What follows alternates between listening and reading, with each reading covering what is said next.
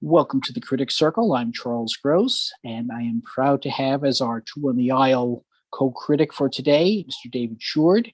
He is currently a writer for theaterlife.com, culturaldaily.com, was the executive editor of Backstage, and the president of an organization very dear to my heart, the Drama Desk. David, welcome. Thank you so much, Charles. How are you? I'm good. I got back into an indoor theater for the first time recently. Got to see Sanctuary City, which, as I'm sure you know, is not about cities fighting Donald Trump. In fact, this is quite some time before Donald Trump. Yes, it's a very interesting play, and it takes place from 2001 to 2005 and covers, it's sort of ironic, it kind of covers the time before Obama enacted the Dreamers Act. It covers two young people who are brought to this country as young people and the various difficulties they have trying to attain citizenship. Right. And they are both in high school when we meet them. As you said, follows them over 5 years. His mother is an illegal immigrant from Afghanistan. Her mother, we never, at first at least, we're not quite sure of her legal status, but we know that the mother is in an abusive relationship, and they develop a friendship, possibly even a slight romance, although it's clear that it is very platonic over the years, and we see that relationship. Mm-hmm. I found the play a little confusing at first because the playwright, that's Martina Majak, employs something that I see a lot more these days. They talk about one thing, then snap, they're talking about something else. Mm-hmm. And if you pay attention, you'll understand what's going on, but it can be confusing at times. I kind of like that aspect of it. I figured out, right away, it starts off, most of the play, like the first, it's 90 minutes long, no intermission. And the beginning of the play, it's very short, brief scenes. They're no more than a few seconds, but then they start repeating and repeating. And gradually you come to realize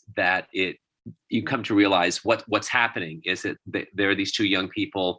They're having a relationship. They're kind of in a similar situation, and they kind of cling to each other. And the little scenes, which are only about, as I say, very, very brief, can only consist of like, can I come in? And then they move, shift around to another part of the stage, and they repeat it. And you see it's like a pattern for a while. And then gradually we find out more and more about them. And I found that very challenging and interesting. And then the play later takes a sort of a left turn later on, which I didn't think was very convincing. I agree with you on that. It was out of left field. At the same time, it's a plot device that's relatively recent, but it feels very cliche-ish. And I was disappointed because I was getting into it. I liked the two characters. I liked the actors playing it. That's Jassel Chase Owens and Charlene Cruz. Excellent performance, good chemistry between the two of them. And you really think it's building to something, and then... Well, it does. It kind of gets to be kind of melodramatic because up to this, it's been this very...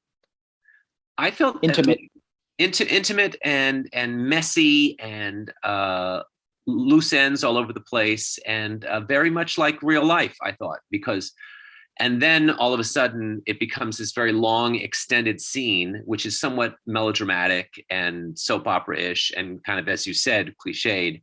Everybody has a big speech where they say, well, this is my position, and here's my big climactic dramatic moment. And there's a third character comes in, and they have a big dramatic, very kind of, I felt, very melodramatic soap opera kind of. I think we could say he's a monkey wrench. What did you think of the direction? I really liked it for the most part. The challenge of it was that there were all these, as I said, these very, very short scenes, and there's a very basic set. And so they had to convey all these different settings, all these different time periods, and they did it with just the two actors, and the lighting also I thought was really good. The lighting by Isabella Bird, right. Frecknell is the director. I agree. She kept it tight. She managed to give us a division. So when they were jumping from one place to another, we could bounce with them. You still have to concentrate, but maybe it's not such a bad thing that we're made to pay attention to what we're seeing. I also have to mention that since this play was actually intended for last season, but was derailed by COVID, it was remounted by Caitlin Sullivan. Mm-hmm. And the third character that we mentioned is now being played by Julia Elijah Martinez. Your conclusions? The first 2/3 of it, I really enjoyed. It was different. It was, it really held my attention. It was so choppy, but it had the quality of being a realistic situation. I felt really drawn into the characters. I felt it was like real life, that they had realistic situations. The final third, I thought was a little too melodramatic and soap opera-ish.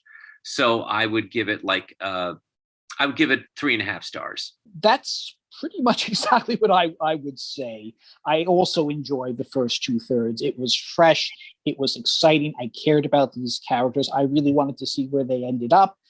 And then I found out where they ended up. And I have to say I was a little disappointing. So I'm also going to give it 3.5. But I would like to see future works from this playwright, certainly.